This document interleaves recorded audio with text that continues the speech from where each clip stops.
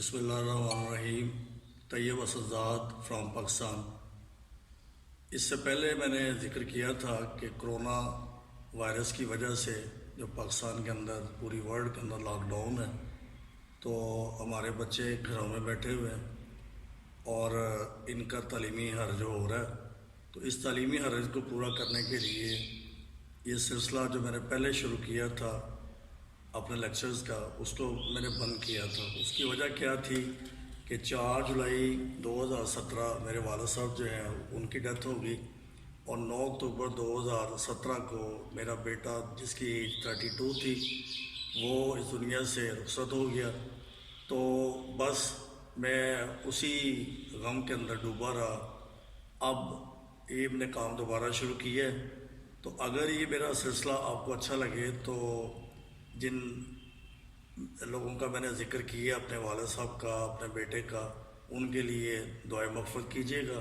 बस मैं यही आपसे चाहता हूँ। तो अब हम टॉपिक की जानब आते हैं। ये हमारा सिलसिला जो है इसका तल्लुक़ फ़िज़िक्स के साथ होगा, केमिस्ट्री के साथ होगा, बायोलॉजी और मैथमेटिक्स के साथ होगा। जो टॉपिक बच्चों को मुश्किल लगे वो मेरे नंबर पे मुझे आप कॉल कर दें, मैं इंशाल्लाह यहाँ पे उसको रिकॉर्ड करके वो आप तक पहुँचा दूँगा। तो अब केमिस्ट्री का जो टॉपिक है वो है atomic number. Atomic number, atomic number से पहले एलिमेंट का आपको पता होना चाहिए। Element is the substance in which all the atom present have same atomic number. कि एलिमेंट एक ऐसा मादा है जिसके अंदर जितने भी एटम होते हैं उन सब का एटॉमिक नंबर सेम होता है। अब सवाल पैदा होता है कि एटॉमिक नंबर क्या है, तो वो मैं आपको डिटेल के साथ बताने लगा हूँ। एटॉमिक नंबर, चल हाँ, जैसा कि मैं बात कर रहा था element. Element is the substance in which all the atom present have same atomic number. मतलब अगर आपके पास सोडियम मेटल का पीस है तो सोडियम के अंदर जितने भी एटम मौजूद होंगे उन सब का एटॉमिक नंबर सेम होगा। ये तो बात है एलिमेंट की, आंसर की। अब एटॉमिक नंबर क्या है? The atomic number of an element is equal to the number of proton present in the nucleus of its atom। यानी ये एटम के अंदर पाए जाने वाले प्रोटॉन की तादाद को ज़ाहिर करता है। ये इंग्लिश मीडियम उर्दू मीडियम दोनों को चूँकि मैं पढ़ाना चाहता हूँ इसी के थ्रू। तो एटॉमिक नंबर एटम का नंबर मतलब ये होगा इसका। तो किसी एलिमेंट का एटॉमिक नंबर ये इक्वल है, बराबर है प्रोटॉन की उस तादाद के साथ जो एटम के न्यूक्लियस में मौजूद होती हैं। अब मैंने एक सादा सा एटम सोडियम एटम लिया है। अब ये उसकी एटम की फिगर है, उसके ये शेल है, के शेल है, एल शेल है, एम शेल है। के के अंदर 2 इलेक्ट्रॉन है, एल के अंदर 8 इलेक्ट्रॉन है, जबकि एम के अंदर 1 इलेक्ट्रॉन मौजूद है। ये सिंपल फिगर है सोडियम एटम की। अब यहाँ भी इसका सिंबल दिखाया हुआ है 23Na11, 23Na11। इससे हमें जिन चीज़ों का पता चलेगा वो देखिए। सबसे पहले प्रोटॉन इसमें 11 होंगे और यही 11 नंबर जो है ये Z कहलाएगा, Z कहलाएगा। ये एटॉमिक नंबर को इंडिकेट करेगा। यहाँ से हमें ये भी पता चलेगा कि इलेक्ट्रॉन इसमें 11 है, क्योंकि प्रोटॉन और इलेक्ट्रॉन इनकी तादाद इक्वल होती है, लिहाजा जितने प्रोटॉन होंगे उतने ही इलेक्ट्रॉन होंगे। अब यहाँ से हम न्यूट्रॉन देख सकते हैं। ये मैस नंबर ऊपर लिखा हुआ है और ये 23 है। 23 में से हमने 11 को माइनस कर दिया और ये हमारे पास न्यूट्रॉन की तादाद आ गई। न्यूट्रॉन जिसे हमारी इस बुक में N से रिप्रेजेंट किया हुआ है, जबकि ये मैस नंबर जो है इसको A से ज़ाहिर किया जाता है, इसको A से और इसको Z से ज़ाहिर किया जाता है। अब खुलासे के तौर पर बात में रखें कि सेम नंबर ऑफ प्रोटॉन होंगे न्यूक्लियस के अंदर। किसी एलिमेंट के जो न्यूक्लियस हैं उनके अंदर नंबर ऑफ प्रोटॉन सेम होंगे। फिर दोबारा बात को ज़हन में बिठा लें कि कोई भी एलिमेंट होगा उसके अंदर जितने भी एटम मौजूद होंगे उनके न्यूक्लियस के अंदर प्रोटॉन की तादाद सेम होगी, एक होगी। इसी को हम एटॉमिक नंबर कहते हैं। इसकी थोड़ी सी वजाहत हम और करते हैं। हमारे पास ये सोडियम का एटम है जिसकी मैंने वजाहत कर दी पहले। अब इसके बाद आ गया मैग्नीशियम एटम। मैग्नीशियम एटम में इसका जो जी है वो 12 है, इसका मास नंबर जो है वो 24 है, और यहाँ से जी से हमें प्रोटॉन की तादाद का पता चलेगा। प्रोटॉन जो है वो 12 है, और ज़ाहिर इलेक्ट्रॉन भी 12 होंगे। इलेक्ट्रॉन के ऊपर नेगेटिव चार्ज होता है, प्रोटॉन पे पॉजिटिव चार्ज होता है।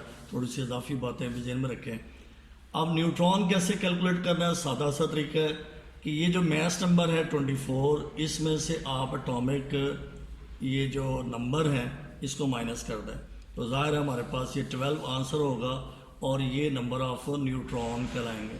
तो यहाँ पे इस नंबर से हमें प्रोटॉन का पता चलेगा, इलेक्ट्रॉन का पता चलेगा, और ये नंबर जो है ये हमारी हेल्प करेगा कि इसमें से न्यूट्रॉन कितने हैं। आइए एक और एटम को देखें, पोटाशियम एटम। अब पोटाशियम के एलिमेंट के अंदर जितने एटम मौजूद होंगे वो उनका नंबर 19 होगा। और याद रखें कि पीरियोडिक टेबल की जो अरेंजमेंट है वो बेस करती है जी के ऊपर, एटॉमिक नंबर के ऊपर। उसमें जितनी भी रोज़ बनी हुई हैं, जो पीरियड बने हुए हैं, उनको अरेंज किया हुआ है जेड के लिहाज से, एटॉमिक नंबर के लिहाज से। तो बात हम कर रहे थे पोटाशियम एटम की। पोटाशियम का जो जी नंबर है वो 19 है, इसका जो ए नंबर है वो मास नंबर जो है वो 39 है। अब इससे हमें क्या क्या पता चलेगा? फर्स्ट ऑफ ऑल यहाँ से प्रोटॉन 19, और जाहिर है कि प्रोटॉन और इलेक्ट्रॉन चूँकि इक्वल होते हैं लिहाजा ये 19 होंगे, ये भी 19 होंगे। अब न्यूट्रॉन कैलकुलेट करना है तो 39 जो इसका मैस नंबर है उसमें से आप जी को माइनस कर दें तो आपके पास न्यूट्रॉन की नंबरिंग आ जाएगी। तो ये अपनी टेक्स्ट बुक जो 9th की है उसको आप खोलें, उसको पढ़ें। आप खा इंग्लिश मीडियम के हैं या उर्दू मीडियम के हैं, ये लेक्चर को दोबारा आपको प्ले कर लें। जहाँ पे समझ नहीं आ रही तो आपको तमाम मालूमात जो हैं यहाँ से मिल जाएंगी, एटॉमिक नंबर के बारे में, मास नंबर के बारे में, और उसके बाद एलिमेंट की डेफिनेशन के मुताल्लिक। अल्लाह हाफ़िज़।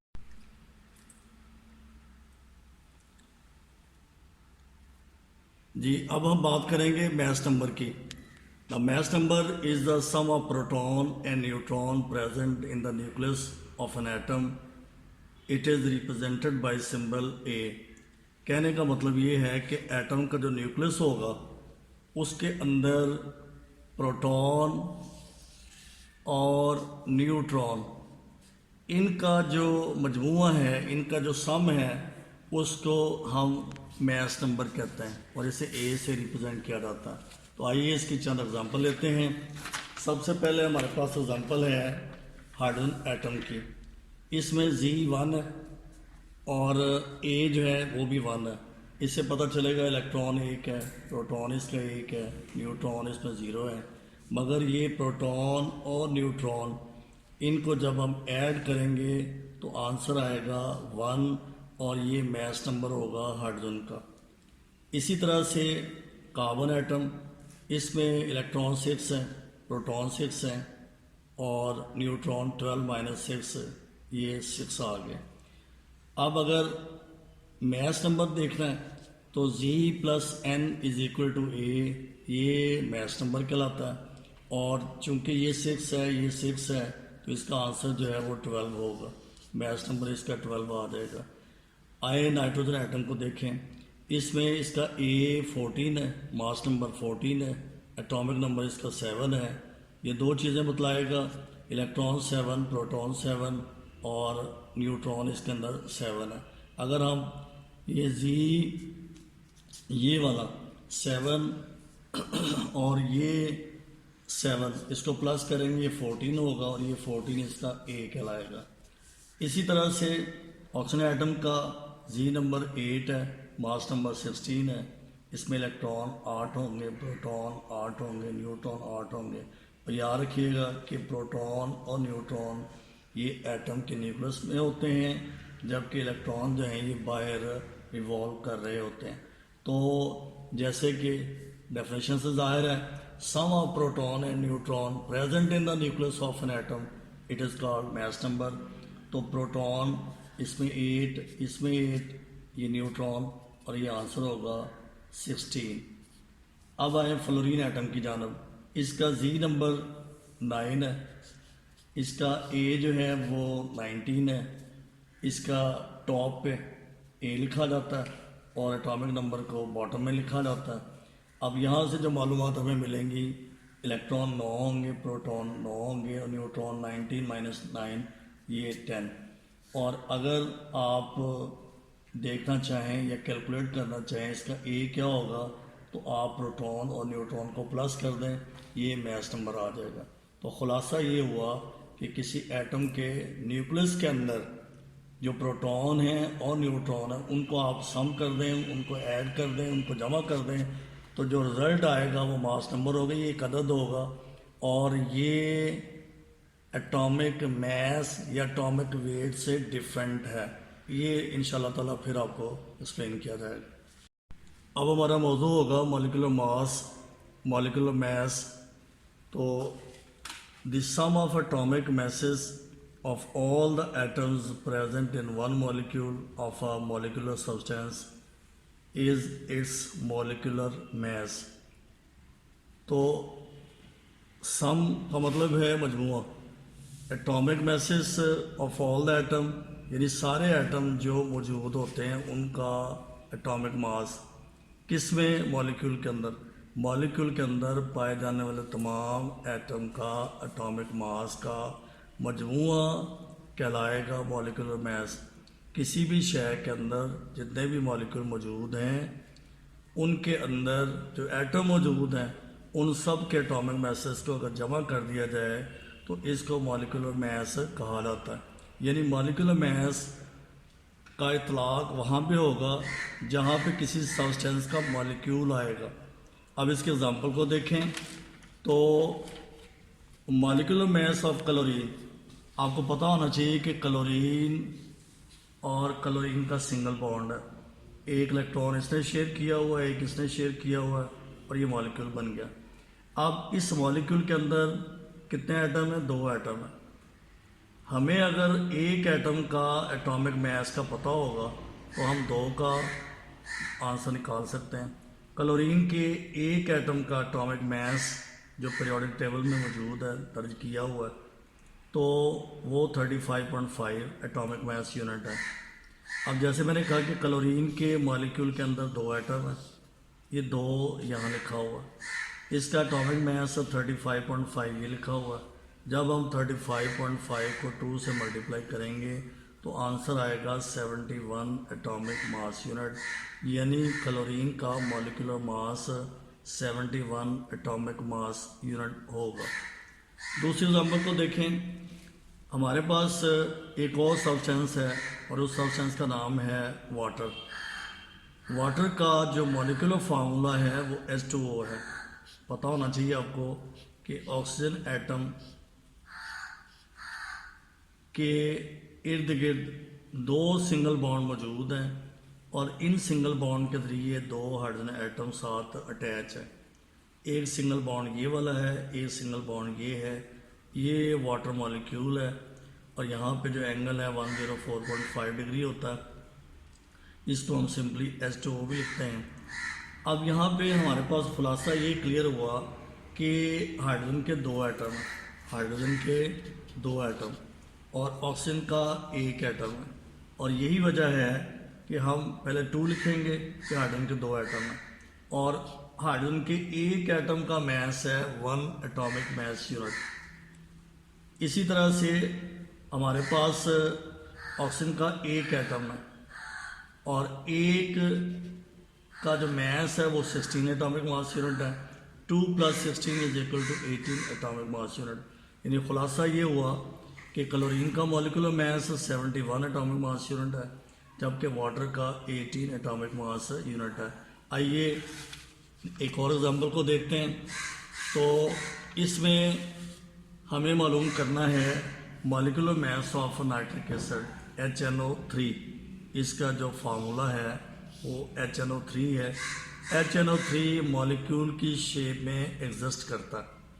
अगर कोई सब्सटेंस जो है वो एक यूनिट की शक्ल में अलग अलग आप उसको कर सकें, उन्हें मॉलिक्यूल कहते हैं। तो नाइट्रिक एसिड का मॉलिक्यूल, उसका फार्मूला है HNO3। इसमें हाइड्रोजन का atomic mass unit 1 atomic mass unit है, नाइट्रोजन का 14 एटॉमिक मास यूनिट है, ऑक्सीजन का 16 एटॉमिक मास यूनिट है। अब जैसे कि फार्मूले से जाहिर है कि हाइड्रोजन का एक एटम है, नाइट्रोजन का एक एटम है, जबकि ऑक्सीजन के 3 एटम हैं। ये हाइड्रोजन का एक एटम और ये मैस है इसका 1। उसके बाद नाइट्रोजन का एक एटम, मैस है 14, और ऑक्सीजन के 3 एटम, इनका मैस, एक एटम का मैस है 16। अब 1 × 1 1 होगा, 1 × 14 14 आएगा, और 3 × 16 48 आएगा। अब 1 + 14 + 48 ये बन रहा है 63 एटॉमिक मास यूनिट। यानी नाइट्रिक एसिड का जो एक मॉलिक्यूल है उसका मैस 63 एटॉमिक मास यूनिट होगा। अब हमारा टॉपिक है जी फार्मूला मैस। तो फार्मूला मैस का इतलाक वहाँ होगा जिस जगह पे हमें फार्मूला यूनिट मिलेगा। अब फार्मूला यूनिट कहाँ पे लागू होगा, ये थोड़ी सी वजाहत करने की ज़रूरत है। मॉलिक्यूलर कंपाउंड के अंदर लफ्ज़ मॉलिक्यूल था। अब आयनिक कंपाउंड जो है उसकी एक एग्जांपल मैं यहाँ पे ले रहा हूँ सोडियम क्लोराइड की। सोडियम क्लोराइड, इसमें सोडियम का एक एटम होता है और क्लोरीन का एक एटम होता है। ये NaCl फार्मूला यूनिट है सोडियम क्लोराइड का। अब ऐसा क्यों है? वाटर मॉलिक्यूल, जैसे मैं पहले बात कर रहा था, वाटर मॉलिक्यूल, एक वाटर मॉलिक्यूल को आप सेपरेट कर सकते हो, वो मॉलिक्यूल की शक्ल में एग्जिस्ट करता है। लेकिन सोडियम क्लोराइड जो है ये एक यूनिट की शक्ल में एग्जिस्ट नहीं करता। इसलिए अगर आप इसके स्ट्रक्चर पे गौर करें तो सोडियम का एटम, फर्ज करें कि इस जगह पे सोडियम का एटम है, यहाँ पर इस जगह पे सोडियम का एटम है, और इसके गिर्द 6 क्लोराइड आयन होते हैं। Every sodium ion is occupied by 6 chloride ion. और 6 क्लोराइड आयन कैसे होते हैं? उनमें ये सोडियम का आयन यहाँ पे है, फर्ज कीजिए। अब एक क्लोराइड आयन यहाँ पे होगा, एक क्लोराइड आयन यहाँ पे होगा, एक इधर होगा, एक इधर होगा। इस तरह से 4 सोडियम आयन जो है वो इससे गिर्द सेट हुआ है। ये एंगल 90 डिग्री का होगा। अब बाकी 2 आयन जो हैं वो Z डायरेक्शन में, ये X एक्सिस है, ये Y एक्सिस है, इसको आप Z एक्सिस कह लें। अब एक क्लोराइड आयन इधर होगा, एक इधर होगा। तो अब क्लोराइड आयन भी ऐसे ही सोडियम के साथ होंगे। हर क्लोराइड आयन से 6 सोडियम होंगे, सोडियम आयन होंगे। तो इस तरह से एक नेटवर्क बन जाएगा, और उसमें हम रेशो देखेंगे तो हर सोडियम का जो एटम है वो एक क्लोरीन एटम के साथ मिला होता है। इसलिए हम इसको मॉलिक्यूल नहीं कहेंगे बल्कि ये फार्मूला यूनिट होगा। अब जब फार्मूला यूनिट से हम उसका मैस निकालेंगे तो अब उसके लिए एक नई टर्म बनेगी और उसका नाम होगा फार्मूला मैस।